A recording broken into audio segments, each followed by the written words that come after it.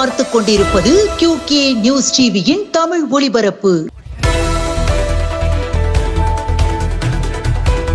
வலங்கைமான் வரதராஜன்பேட்டை தெரு மகா மாரியம்மன் ஆலயத்தில் ஆடி கடைசி வெள்ளிக்கிழமையை முன்னிட்டு குத்துவிளக்கு பூஜை நடைபெற்றது.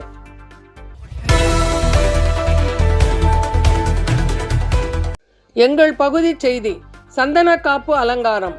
தஞ்சாவூர் மகர்நோம்பு சாவடி சிவராயர் தோட்டம் கீழராஜ வீதியில் பல ஆண்டு காலமாக பனைமரத்தில் குடிகொண்டு மக்களை காத்து வழிநடத்தும் அருள்மிகு ஸ்ரீ பனைமரத்து முனீஸ்வர பெருமான் மற்றும் பரிவார மூர்த்திகளான ஸ்ரீ மதுரை வீரன், ஸ்ரீ சக்தி அம்மன், ஸ்ரீ நாகர் கணபதியுடன் கூடிய ஆலயத்தில் நேற்று ஆடி கடைசி வெள்ளிக்கிழமையை முன்னிட்டு சுவாமிக்கு காலையில் அபிஷேகம், பூஜை, மாலையில் சந்தனக்காப்பு அலங்காரமும் நடைபெற்றது.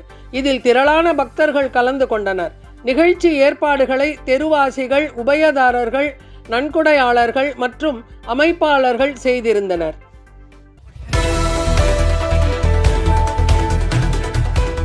நீலகிரி மாவட்டம் மேல் கூடலூர் சந்தைக்கடை மாரியம்மன் கோவிலில் ஆடி கடைசி வெள்ளியை முன்னிட்டு பழ அலங்காரத்தில் அம்மன் பக்தர்களுக்கு அருள் பாலித்தார்.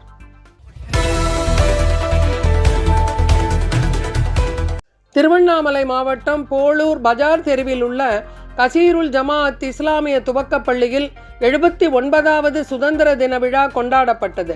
பள்ளியின் கரஸ்பாண்டன்ட் JB குரேஷி தேசிய கொடியை ஏற்றி வைத்து சுதந்திர தின உரை ஆற்றினார். பள்ளியில் பேச்சு போட்டி உருது, தமிழ், ஆங்கிலம் ஆகியவற்றில் நடைபெற்றது. கலை நிகழ்ச்சிகளும் மாணவர்கள் பங்கு கொண்டார்கள். வெற்றி பெற்ற மாணவர்களுக்கு பரிசுகள் வழங்கப்பட்டது. இந்த நிகழ்ச்சியில் பள்ளியில் செயலாளர் அமானுல்லா சாயப், தலைமை ஆசிரியை, உதவி ஆசிரியைகள், பொதுமக்கள் கலந்து கொண்டார்கள். அனைவருக்கும் இனிப்பு வழங்கப்பட்டது.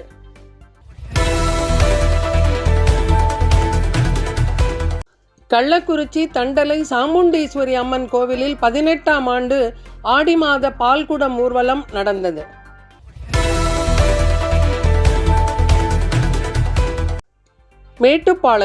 மேட்டுப்பாளையம் கல்லாரில் உள்ள சச்சிதானந்த ஜோதி நிகேதன் பன்னாட்டு பள்ளியில் CBSE தெற்கு மண்டலம் 1 பள்ளி மாணவ மாணவிகளுக்கான ஹாக்கி சாம்பியன்ஷிப் போட்டிகள் நடந்தன.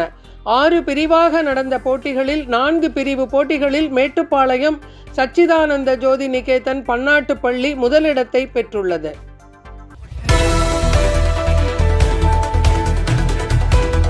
இத்துடன் இந்த செய்தி தொகுப்பு நிறைவடைந்தது. நன்றி, வணக்கம்.